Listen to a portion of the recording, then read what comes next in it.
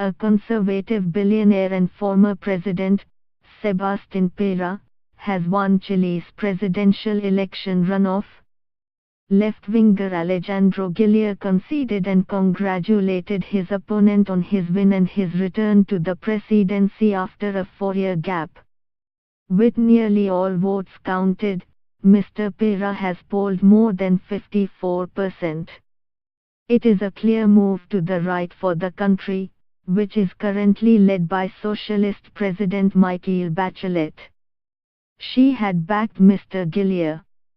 About 14 million were eligible to vote in the ballot, including Chileans living abroad for the first time. However, voter turnout was low, at 48.5%. It had been thought that a high turnout would favor Mr. Guillier. Mr. Piñera called for unity after his victory. Chile needs agreements more than confrontations, he said. The paths of the future unite us. Sometimes the stories of the past separate us. Reaching out to his opponent, Mr. Piñera added, "I want to talk to him about the points we agree about." Billionaire businessman Mr. Piñera won the first round of votes by a large margin, when the number of candidates reduced from 8 to 2 for a final runoff. He has already governed the country from 2010 to 2014, when he ended 2 decades of uninterrupted center-left rule. But the former president and his Chile Vamos coalition had only a slim lead in the most recent opinion polls before Sunday's election vote. He had the support of the business community, promising to lower taxes to get the economy growing again. During his campaign, he promised to rein in the reforms brought in by President Bachelet, while his opponent Mr. Guillier, on the other hand, campaigned on the back of her legacy.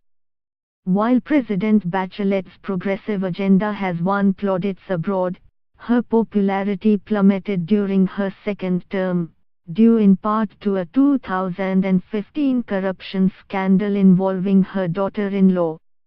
This year, however, the president overcame conservative opposition to successfully ease Chile's strict anti-abortion laws. Conservative critics say Ms. Bachelet pushed her reforms too far.